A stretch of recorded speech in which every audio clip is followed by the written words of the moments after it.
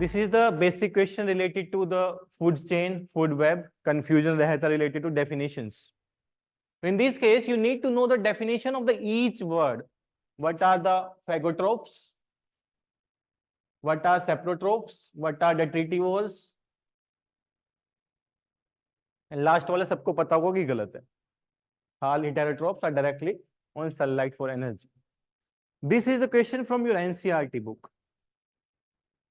Phagotrophs नहीं है उसमें, saprotrophs and detritivores are given there.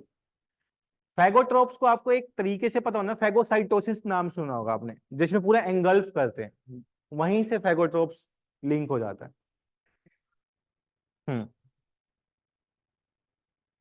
हाँ, इसमें मैं बता देता हूँ. Phagotrophs च्यूइंग नहीं करते हैं, डायरेक्टली एंगल्फ करते हैं, उनकी बॉडी के अंदर जाके ही ब्रेक डाउन होता है, सारे मटेरियल से उनके बॉडी के अंदर जाके ही रिलीज होता है. डेट्रिटिवोर्स और फैगोट्रोप्स में एक ही डिफरेंस है. डेट्रिटिवोर्स बॉडी के बाहर उसको तोड़ते हैं, फिर उसको कंज्यूम करते हैं. फैगोट्रोप्स पहले कंज्यूम करते हैं, उसको बॉडी के अंदर जाके ब्रेक डाउन होता है.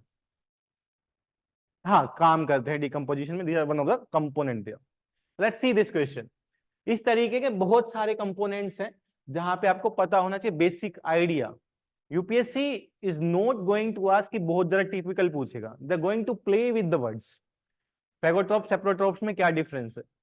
Similarly the mutualism, commensalism, competition, amensalism, इनमें क्या डिफरेंसेस है. एमेंशियलिज्म में क्या होता है, कमर्शियलिज्म में क्या होता है. The second time they can give you the examples related to sea anemone and hermit is the example of which type of the relationship between the organism. 4 option: mutualism, amentialism, competition, or predation. These kind of the question can also be framed there.